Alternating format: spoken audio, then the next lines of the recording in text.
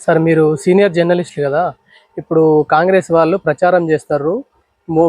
BJP వాళ్ళు వస్తే ఆ, మొత్తం రిజర్వేషన్లు ఎత్తేస్తారని ఏదో చేస్తారని చెప్తున్నారు. ఇది ఎంతవరకు నిజం చెప్పగలరా సార్? ఓకే, ఎందుకంటే నిజానికే ఇప్పుడు ఎలక్షన్ 2024 సంబంధించిన ఎలక్షన్లు పీక్ స్థాయికి తీసుకుపోయినారు, ఆల్రెడీ వచ్చినాయి. ఈ సమయంలో పోటాపోటీగా ఇరు వర్గాల మధ్యలో ప్రచారం అనేది సాగుతుంది, అది సహజం. కానీ ఇందులో కొన్ని అబద్ధాలు నిజాలు ఇద్దరు రాజ్యం వెళ్తున్నాయి. దీన్ని మనం కూడా ఆలోచించుకోవాల్సిన అవసరం ఇది.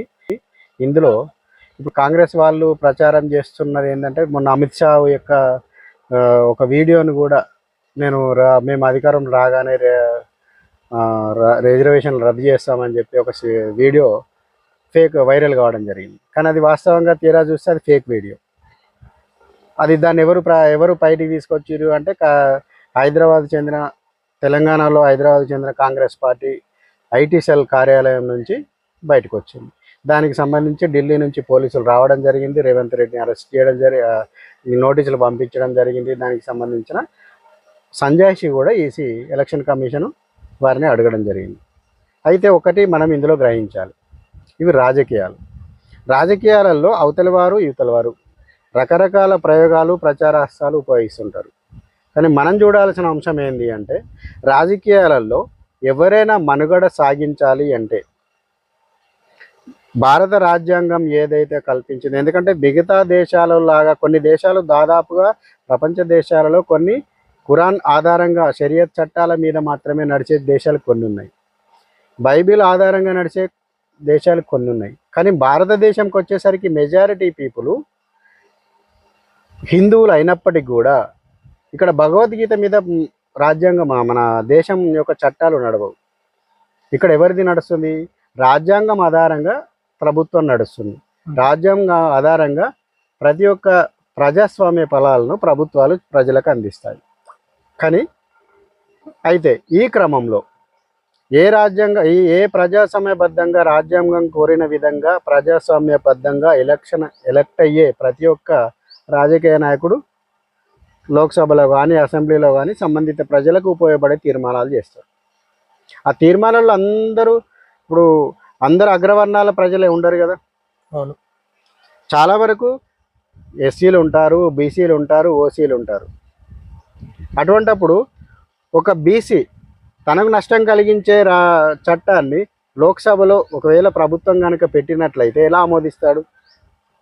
ఒక ఎస్సీ తన వర్గానికి నష్టం కలిగించే చట్టాన్ని నేను ప్రభుత్వం తీసుకొస్తా అని అనుకున్నప్పుడు ఆ ఎస్సీ ఎంపీ ఎందుకు దాన్ని యాక్సెప్ట్ చేస్తాడు? పద్ధతి ఇవ్వడు కదా. అటువంటప్పుడు అది ఏ విధంగా పాస్ అవుతుంది? ఒకవేళ పెట్టినా కూడా ఏ విధంగా పాస్ అవుతుంది అంటే, మొదటి పాయింట్లో అది ఫెయిల్ అవుతుంది. రెండో పాయింట్లో ఇంకొక చీకటి కోణం ఉంటుంది. ఇందులో వాస్తవంగా రిజర్వేషన్లు ఇప్పుడు కాంగ్రెస్ పార్టీ ఏం చెప్తుంది అంటే, బీజేపీ రాగానే మోడీ ఒకవేళ అధికారంలోకి వస్తే రిజర్వేషన్ రద్దు చేస్తామని చెప్పేసి చెప్తుంది. కానీ చరిత్ర చూస్తున్నాను, మనం ఒకసారి వెనక్కి పోయి మనం చరిత్ర కనుక ఒకసారి తవ్వి చూస్తే నిజంగా రిజర్వేషన్లు తుట్లు పొడిచింది కాంగ్రెస్ పార్టీని. ఉదాహరణకు 2 ఉదాహరణలు చెప్తాను నేను. అలీగఢ్ ముస్లిం యూనివర్సిటీ అని ఇప్పుడు మనకు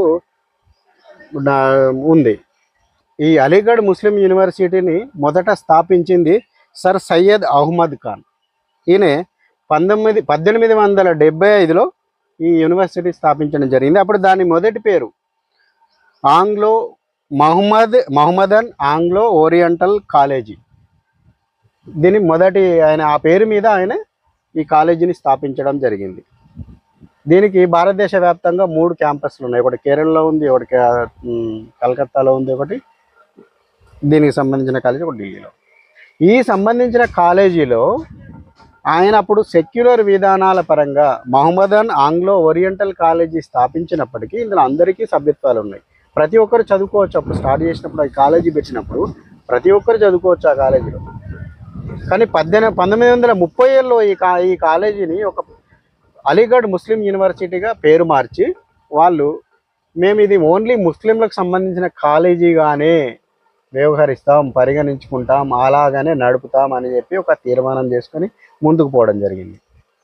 కానీ సుప్రీంకోర్టు దానికి వ్యతిరేకంగా 1961లో దాని ఆ యొక్క యూనివర్సిటీ యొక్క బైలాను క్యాన్సిల్ చేసింది. ఎందుకంటే విద్య అనేది అందరికీ అవసరం, ఒక ప్రత్యేకమైన మతానికి మాత్రమే మేము ఇస్తామని చెప్పేసి ముందుకు పోవడం అనేది ఈ భారతదేశంలో కానీ ఎక్కడ కానీ అది సరైన పద్ధతి కాదు, ఎక్కడైనా రాజ్యాంగ పరంగా చట్ట వ్యతిరేకము అని చెప్పేసి ఆ యొక్క కొట్టేసింది. కానీ 1981లో ఇందిరాగాంధీ ప్రభుత్వము దాన్ని లోక్సభలో ప్రత్యేక తీర్మానం ద్వారా అలీగఢ్ ముస్లిం యూనివర్సిటీని మైనారిటీ కాలేజీగా తీర్మానం చేసింది. అంటే ఒకసారి చూడండి, ఇక్కడ రాజ్యాంగానికి వ్యతిరేక తూట్లు పడిచింది ఎవరు? ఇక్కడ కాంగ్రెస్ వాళ్ళే, కాంగ్రెస్ పార్టీయే. అంటే అక్కడ రిజర్వేషన్లో అలీగఢ్ ముస్లిం యూనివర్సిటీలో సెక్యులర్ అంటే అన్ని వర్గాల ప్రజలు చదువుకునే అవకాశానికి కత్తెరబెట్టింది ఎవరు? ఇక్కడ కాంగ్రెస్ పార్టీనే. కత్తెర పెట్టేది వాళ్ళే. అదేవిధంగా జామియా యూనివర్సిటీని కూడా అదే పద్ధతిలో లోక్సభలో ప్రత్యేక తీర్మానం ద్వారా, ప్రత్యేక చట్టం ద్వారా కొట్టివేసి ప్రత్యేకంగా ముస్లింల కోసమే చట్టం తీసుకొచ్చింది. అయితే ఇదే క్రమంలో ఇప్పుడు కర్ణాటకలో మొన్ననే ఈ వారం 10 రోజుల కింద కర్ణాటకలో ముస్లింలకు 15% రిజర్వేషన్లు తీసుకొచ్చి ఎక్కడ పెట్టింది? ప్రత్యేక 15% రిజర్వేషన్లు అమలు చేసి జీవో తీసుకొచ్చి ఆ యొక్క జీవోను ఎక్కడ పెట్టింది? బీసీఈలో చేర్చింది. బీసీఈలో చేర్చడం ద్వారా నష్టం ఎవరికి? బీసీలకు. అంటే ఎవరి రిజర్వేషన్లు ఎవరు తొలగించినట్టు? ఇక్కడ బీసీ రిజర్వేషన్లను తీసేసి మైనార్టీ వాళ్ళకి ఇచ్చింది. మతపరమైన రిజర్వేషన్లు రాజ్యాంగ విరుద్ధం అని చెప్పి ఆల్రెడీ అంబేద్కర్ గారు ఏనాడో రాజ్యాంగమే మనకు చెప్పడం జరిగింది. కానీ ఇక్కడ వీళ్ళు చేసింది ఏంది? అంబేద్కర్ మనకు అందించిన రాజ్యాంగానికి విరుద్ధంగా 50% రిజర్వేషన్లు పెంచకూడదు అనే ఉద్దేశాన్ని కూడా పక్కకు పెట్టి ఈ యొక్క ముస్లిం రిజర్వేషన్లను ప్రత్యేకంగా మత ప్రాతిపదికన ముస్లిం రిజర్వేషన్లను తీసుకొచ్చి హిందువులకు సంబంధించిన బీసీఈలో చేర్చి బీసీలకు అన్యాయం చేసినట్ల కాదా చేర్చడం ద్వారా? అవును, మరి అన్యాయం చేసినట్టే. కానీ ఇక్కడ రిజర్వేషన్, ఇప్పుడు దీని ప్రకారంగా రిజర్వేషన్ రద్దు చేసింది ఎవరు? కాంగ్రెస్ పార్టీనే. కానీ చెప్తున్నది ఏంటిది? మోడీ వస్తే రిజర్వేషన్ రద్దు చేస్తామని చెప్పేసి ప్రచారం చేస్తున్నారు. అంటే ఇక్కడ ఎవరు నమ్మక ద్రోహులు? కాంగ్రెస్ వాళ్ళే. కానీ చెప్పేది ఏంటిది? అంటే వీళ్ళు చేసే పనికి చెప్పే విధానానికి తేడాను ప్రజలే గమనిస్తారు. అందుకే వాళ్ళకు రాను రాను రాను రాను ఎక్కడ కూడా ప్రజలందరూ బొందబెడుతున్నారు కాంగ్రెస్ పార్టీని. చెప్పేటి శ్రీరంగ నీతులు చచ్చేటి డాష్ గుడిసెలు. అంతేనా? ఇది సామాన్యుడికి అర్థమైన రోజు అసలు కాంగ్రెస్ పార్టీ ఉనికి కాదు కదా, జీరో అవుతుంది దేశవ్యాప్తంగా. ఇన్ని రోజులు సోషల్ మీడియా కానీ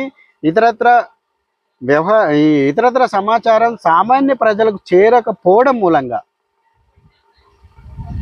వాళ్ళ ఆటలు సాగినాయి. కానీ ఇప్పుడు అలా కాదు కదా. అదేవిధంగా ఇంకొకటి, ఇప్పుడు ప్రత్యేకంగా ముస్లింలకు ఓటు బ్యాంకు పెంచుకోవడానికి మాత్రమే వాళ్ళు ముస్లింలకు కేంద్ర ప్రభుత్వం కేంద్ర బ్యాంకుల ద్వారా, నేషనలైజ్డ్ బ్యాంకుల ద్వారా ఖచ్చితంగా రుణాలు ఇవ్వాల్సిందే. ఎవరికి? ముస్లింలకు మాత్రమే. ముస్లింలకే. అంటే మరి అది ప్రత్యేకంగా మత ప్రాతిపదికన ఎందుకు? మతాన్ని చూపించడం ఎందుకు? సెక్యులర్ భారతదేశంలో మతాన్ని చూపించడం ఎందుకు? దిగువ వర్గాలకు ఎవరికైనా ఇస్తే బాగుంటుండే.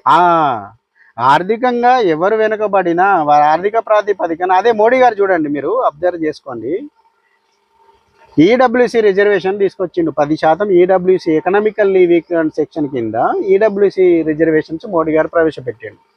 అందులో అది అగ్రవర్ణాలకని కాదు, ఆ రిజర్వేషన్ ఉద్దేశం అగ్రవర్ణాలకని కాదు. అగ్రవర్ణంలో ఉండు, నువ్వు ఏ వర్గంలోనైనా ఉండు, ఆర్థికంగా వెనుకబడిన నువ్వు బలహీనుడు అయినట్లయితే ఈ రిజర్వేషన్ పాయింట్ను ఉపయోగించుకొని నువ్వు అందులో నీ యొక్క అవసరాన్ని గుర్తెరిగి తీసుకో, ఎవరైనా సరే అవసరాన్ని వాడుకో. ఆర్థికంగా ఉన్న వారికి లబ్ధి పొందే అవకాశం. అందులో బీసీలు ఉండొచ్చు, ఎస్సీలు ఉండొచ్చు, ముస్లింలు కూడా ఉంటారు. ఇది అగ్రవర్ణాలు అనగానే ఓసీ ఏదో అని వెలమ ఏదైనా. కులారెడ్డి వెలమారెడ్డి బ్రాహ్మణ సంబంధించిన రిజర్వేషన్ కాదు అది. ముస్లింలు వాడుకోవచ్చు ఆ రిజర్వేషన్, బీసీలు వాడుకోవచ్చు, ఎస్సీలు వాడుకోవచ్చు. ఇతరతర రిజర్వేషన్కు అనుకూలించని కులాలు కూడా ఆ రిజర్వేషన్ 10% ఈడబ్ల్యూసీ రిజర్వేషన్ వాడుకోవచ్చు. అంటే అది మోడీ గారు ప్రయోగించిన అస్త్రం ఎలాగుంది, మీరు చెప్తున్న కాంగ్రెస్, ఇప్పుడు నువ్వు అంటున్న కాంగ్రెస్ పార్టీ చెప్తున్న విధానం ఎలా ఉంది? కొన్ని వర్గాలకు మాత్రమే లబ్ధి పొందే అవకాశం ఉంది ఇందులో, అంతే. లబ్ధి కొన్ని వర్గాలకు లబ్ధి పొందడమే కాదు, ప్రజల్ని మోసం చేసే విధానం ఉంది అందులో. మోసం చేసే రాజకీయాలు ఎప్పటికీ కూడా పనికిరావు, చెడిపోతాయి. అది ఎవరు తీసుకున్న గోతులో వాళ్ళే పడతారు, అంతే. దాని గురించి మనం మాట్లాడాల్సిన అవసరం కూడా లేదు. ఇంకెవరైనా తెలియకపోతే చెప్పుకుందాం, అంతే.